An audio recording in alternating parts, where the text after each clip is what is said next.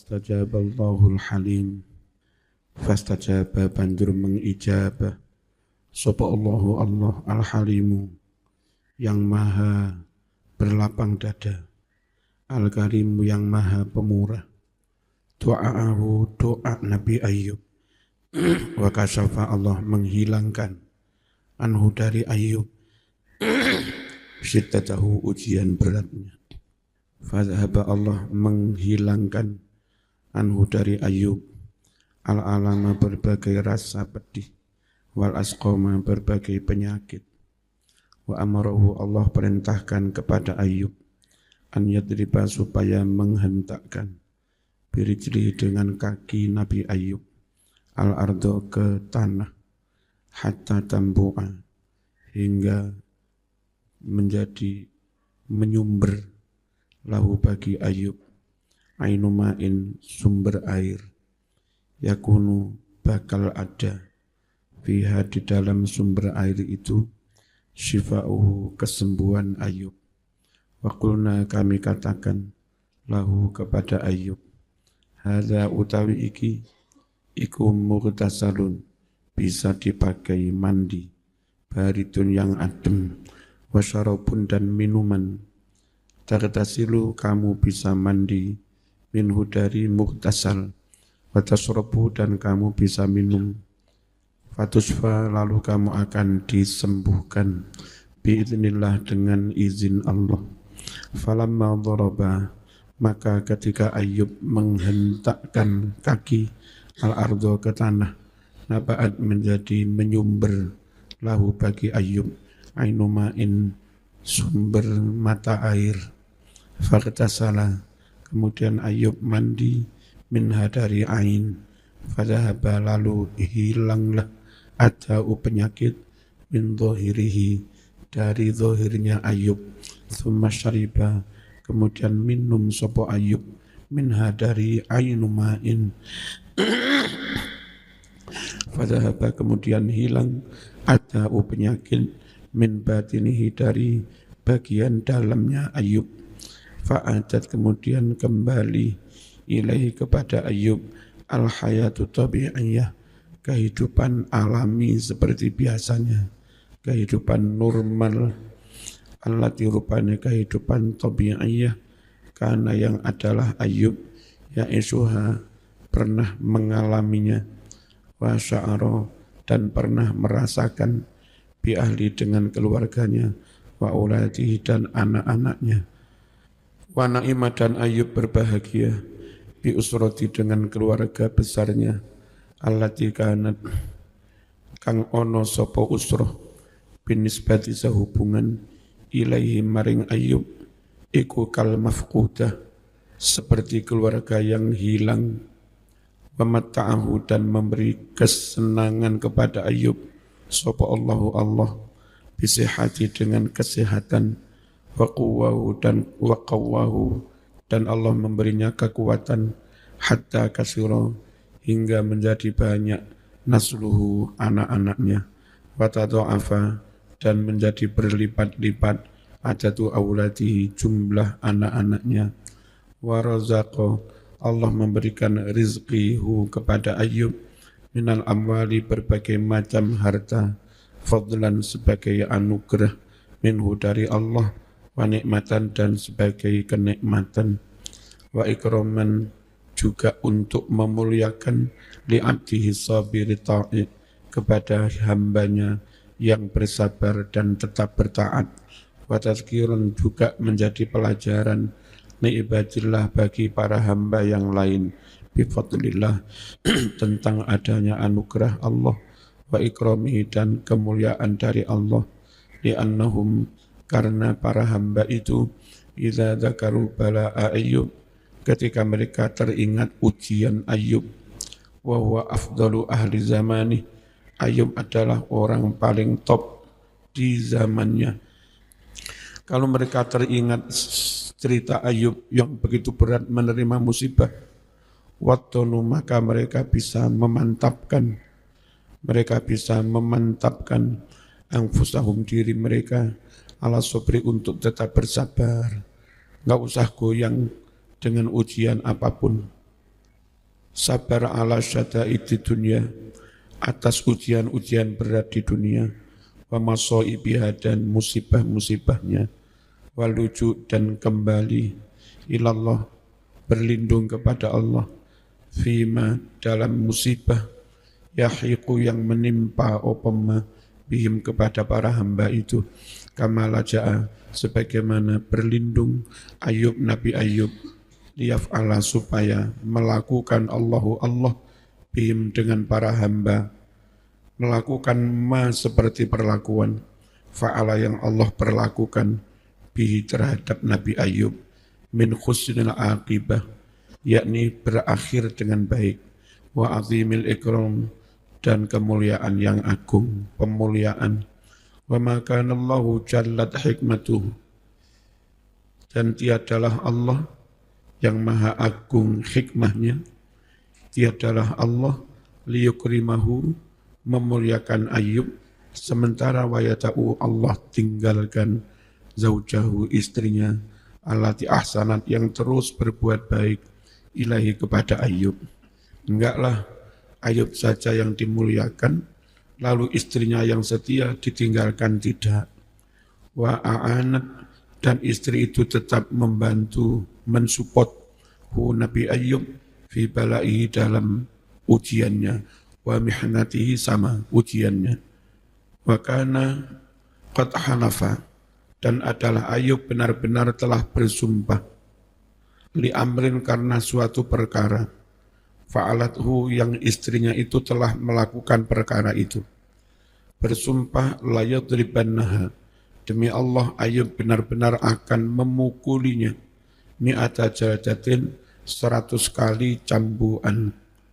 Fajaza kemudian memberi balasan kepada istri Ayub, sapa Allahu Allah bi husni sabriha, karena dia bersabar dengan yang sangat baik. Diberi balasan apa? An aftahu, Allah memberikan fatwa kepada Ayub fi sabriha, karena sabarnya si istri itu, tashilan untuk memudahkan alaihi bagi Ayub melaksanakan sumpah, wa alaiha juga meringankan istrinya. Fa'amaruhu Allah perintahkan Ayub an yajma'a supaya mengumpulkan laha untuk mencambuk istrinya, mi'ata udin 100 batang, kayak batang siwak itu, wa yadri badan memukul istrinya darbatan wahidah dengan sekali pukulan, tapi satu genggam isinya 100 la yahnas, sehingga Ayub tidak melanggar sumpah fi yaminihi sumpahnya. Summa syahidallah li Ayub, lalu Allah bersaksi untuk Ayub syahadatan dengan suatu kesaksian tabqa yang kekal abadi, ala marril azman sepanjang zaman. Muzhiratan kesaksian itu menunjukkan annahu bahwasanya Ayub, karena adalah si Ayub fi balahi dalam menghadapi ujiannya, sabirun dia bersabar, sabiran. La tahmilu tidak mendorongnya, asyiddatu ujian berat itu tidak sampai mendorong, alal khuruji an ta'ati rabbih, keluar meninggalkan taat kepada Allah, tidak sampai membuat Ayub purik mutung, watukhul lalu masuk fi maksiati di dalam maksiat Allah, tidak.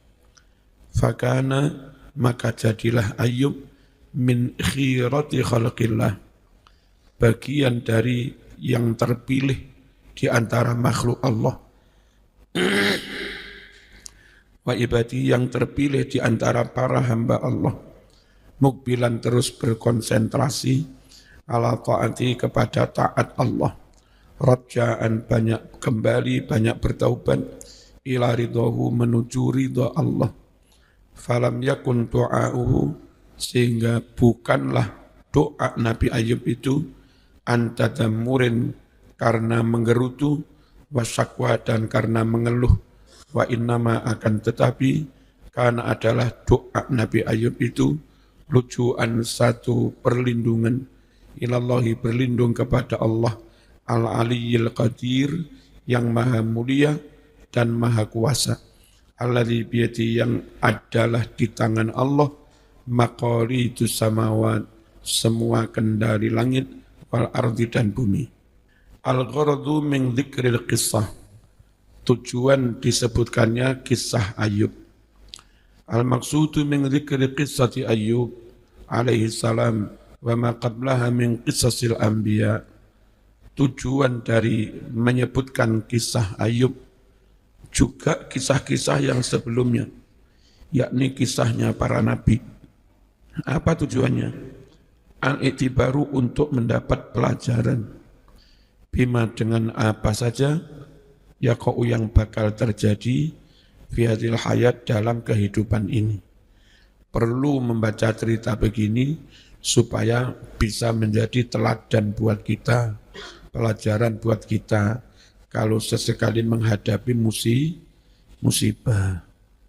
Ka'annallaha ta'ala yaqul, seakan Allah berfirman, ya Muhammad isbir ala safahati qaumik, bersabarlah Muhammad terhadap ketololan kaummu, kepekoan kaummu, wasyiddatihim dan perlakuan keras kaummu, fi muamalatika dalam memperlakukan kamu, wa muqabalati da'watika dan membalas dakwahmu, bisudud dengan berpaling, wal i'rad ya sama berpaling. Kalau dakwahmu direaksi dengan berpaling, sabarlah. Fa innahu ma kana fid dunya, sungguh tidak ada di dunia aksar orang yang lebih banyak nikmatan kenikmatannya, wa malan harta kekayaannya, wajahan dan pangkatnya, min Dawud dibanding Nabi Dawud dan Nabi Sulaiman. Ada cerita Nabi tersukses, Sulaiman dan Dawud. Ya Nabi, ya sugih, ya rojo, ujune yo akeh, jos. Dan sukses menjadi hamba yang bersyukur. I'malu ala Dawud syukra wa qalilum min ibadiyas syakur. Dan enggak ada nabi yang ujiannya lebih berat dibanding Ayub, toh dia bersabar. Jadi sampean santri-santri kalau diuji menjadi kaya raya top kayak Sulaiman, Dawud, bersyukurlah, ya. Dan kalau mau kamu diuji enggak jadi melarat, ya tetap bersyukurlah. Diuji kaya bersyukur, diuji enggak jadi melarat, ya bersabar. Ya khairan ya.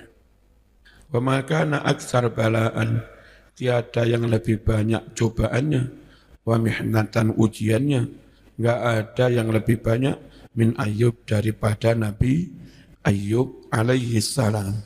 Fata'ammal maka renungkan Muhammad fi ahwali haula, tentang keadaan sikap para nabi, satu diuji dengan kesuksesan, satu diuji dengan malapetaka. Ya, dua-duanya lulus, satu lulus dengan syukurnya, satu lulus dengan sabarnya. Lita'rifa supaya kamu tahu anna ahwalat dunya, bahwa kondisi dunia itu mas la tantazim li ahadin, tidak akan menjadi teratur terus bagi seseorang. Jangan kamu kira dunia itu penak tok, tertata baik tok, tertata dengan baik tok. Enggak mas, mesti ada gejolak, ada ujian, ada badai, ada gelombang, ada ombak, ya. Manusia itu kalau pipi tok, wajah tok, enggak jadi manusia. Jeneng manusia lengkap ya, ono pipi sing alus, ono belung sing atos, ya. Ono meripat sing kelihatan cantik indah, ono ketek mata yang gilani, ya. Ono irung sing bangir tapi ono umbele. Itulah manusia, mas. Ya. Ono bokong yang di sawang, aduh menggoda, tapi ono entute. Rumah, nggak mungkin ruang tamu tok, dapur tok enak-enak gurih, kasur tok. ya mesti ono toilet. Kalau belum ada toilet, belum sempurna. Hidup sebelum ada ujian, ya belum sempurna. Ya gitu. Saman karepe urip iki raito. Raito karo kepala tok ya jenenge apa? Enggak situ dadi menungso. Bokong tok ora nek silite. Tambah lek ngising lewat cangkem ya tambah rapi. Dakwah Nabi diganggu oleh orang terdekatnya. Abu Lahab mengganggu, Abu Jahal mengganggu. Betapa repotnya diganggu pakliknya Abu Lahab. Tapi santai.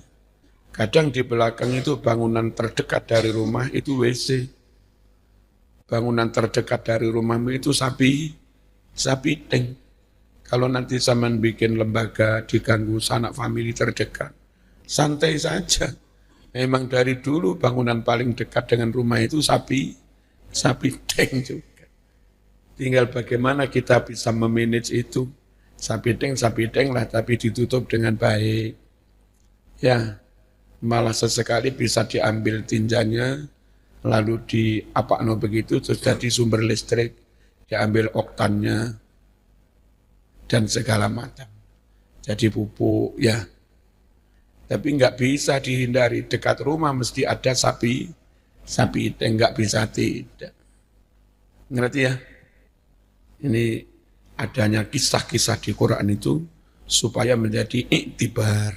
Jadi pelajaran hidup membuat kita semakin matang. Kalau semakin matang, kelak zaman harus terjun di masyarakat berjuang.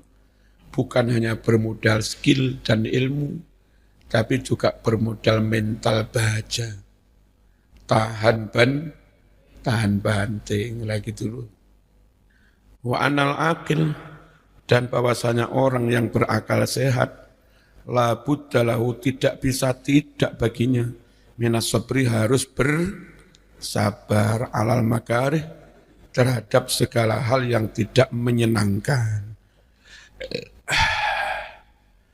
Wujuhul qiraat, berbagai macam aspek bacaan Quran mengenai ayat Ayub ini. Qauluhu ta'ala, anni massaniyad durru, massani fi'il dan maf'ul. Ad-durru rafa' menjadi fa'il. Qara'al jumhur bi fathi hamzati anni. Jumhur qurra membaca dengan menfathah hamzahnya anni. Wa qara'a Isa ibn Umar inni, bi kasriha dengan mengkasroh hamzah, ala takdiri dengan mentakdir kalimat. Bagaimana Ayub mengeluh qala ini, dan kalau setelah qala inna, bukan anna. Sanian yang kedua, qauluhu ta'ala binusbi wa adab urkud biridlik hadza mughtasalun baridun wa syarab. Qara'a membaca al-jumhur binusbin bi dhammin nun wa sukunis sad, tapi wa qara'a al-Hasan bi nasabin, maknanya sama, hidup susah payah, bi fathin nuni wasad. Sekali lagi ada as-sukhti, ada as-sakhati, ada as-sukri, ada as-sakari, mabuk. Ya. Terus apa kemarin itu? Apa? Ada al-khuzni, ada al-hazan. Boleh, dua-duanya boleh. Wa qara'a ba'duhum, sebagian membaca binasbin bi fathin nun wa sukunis sad. Wa nasaba, menisbatkan ha bacaan binasbin, jama'atun segolongan ahli qiraah, dinisbatkannya ila Abi Ja'far, kepada Imam Abi Ja'far. Qala Tabari, was-shawab minal qiraah, yang benar dari macam bacaan tadi, fi dzalika, mengenai membaca binusbin, binasobin, indana, menurut kami, adalah ma bacaan, alaihi, yang memegangi bacaan itu, qiraatul amsor, bacaan Quran di seluruh kota. Wadzalika ad-dhammu, yaitu dengan mendomah binus bin finnuni, mendomah nun, wasukun dan sukun, fisoti di sod. Berarti gimana? Binus biw wa adab. Itu di berbagai kota, di Kairo, di Mekah, Madinah, di Irak, di kota-kota besar rata-rata binus bin. Dan kenapa kota-kota ini tempat bertemunya ulama dari berbagai daerah, menyebarkan ilmu di kota supaya cepat menyebar, lalu cari ilmu juga di kota. Dulu itu begitu. Indonesia kiai-kiai top cenderung bikin pondok neng deso, karena zaman Belanda justru di kota malah dihalangi ketika itu, diganggu Belanda. Lek neng deso kayak Pacitan, Termas, wah londo arep mengganggu yo sak perkorowan, kate rona wis loro kabeh sikil. Nah gitu. Plus tanah juga masih murah meriah. Lalu kalau di kota ada barbar, ada macam kafe-kafe, banyak godaan. Nah, bikin pondok neng desa lebih aman dari godaan-godaan itu. Dan karena magnetnya kiai luar biasa, keramat berilmu, neng desa pun enggak mengganggu proses penyebaran ilmu. Sebab Muslim berdatangan sowan ke sana memondokkan anaknya. Memang beda banget tradisi Timur Tengah dengan Indonesia. Jadi Timur Tengah hampir semua ulama di kota. Imam Syafi'i mulai di Kufah ya di kota, di Baghdad ya di kota, sepuh di Mesir juga di Kairo, di kota. Imam Maliki di Madinah juga di kota, rata-rata mereka di kota. Syekh Abdul Qadir Al-Jilani di kota. Memang bertumpuknya ribuan orang, sehingga kalau dakwah menyebarkan agama di situ cepat. Dan pemerintahnya memang kekhilafan Islam mendukung itu ya. Dan dewek iku biyen ngono kuwi kena rondo, marung kena Orde Baru.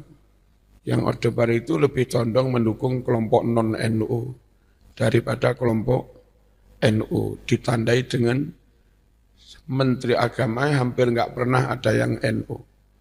Mulai dari Mukti Ali non-NU, Ratu Alamsah non-NU, Munawir Sadari non-NU, Tarmizi Tahir non-NU.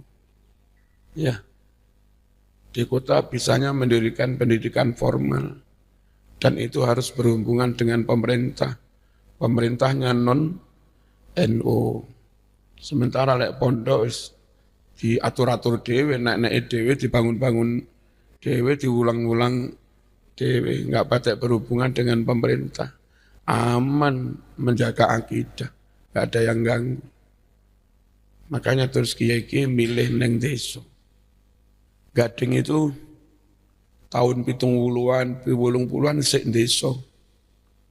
Jadi dahulu jalan Gading, Galunggung, Ngalor sampai Sumbersari terus Gajayana menuju YIN.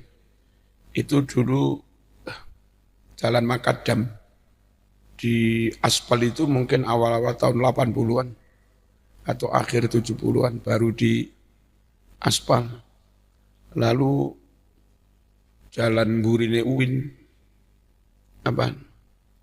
Kalijaga ya, itu terusannya Mergan yang jalan sempit ruwet itu dulu lori, bukan jalan mobil. Itu di kali aspalnya masih ada lori, keretanya tebu itu. Itu belakang Uwin itu digali ya ada relnya kereta tebu itu.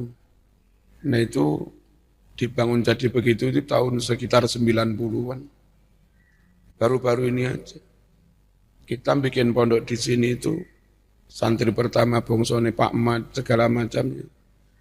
Kadang kalau ke kampus sepatunya dicangking lewat sawah. Zaman ruwe wis maju ngene iki. Nanti sampai kampus mampir jeding, cuci kaki baru sepatunya dipakai. Jadi gading bangun di situ itu bangun di desa. Jauh dari perkotaan dulu, kotanya ya sekitar sekitar alun-alun situ namanya kota. Kampus IAIN yang desa banget. Ilmu itu dibangun di desa kalau dulu. Sini yang desa, enggak ada yang desa, mergo sono ya desa dulu. Artinya jauh dari keramaian. Suwe-suwe dadi kutha, sampean boyong dari sini, terus enggak sambang-sambang, sambang lagi 20 tahun ke depan mondoknya anak kuliah. Iki wis dadi tengah kota, wis dadi perumahan padat nanti sampai Pak Mat munggah. Bismillahirrahmanirrahim. Wujuhul i'rab al-Fatihah.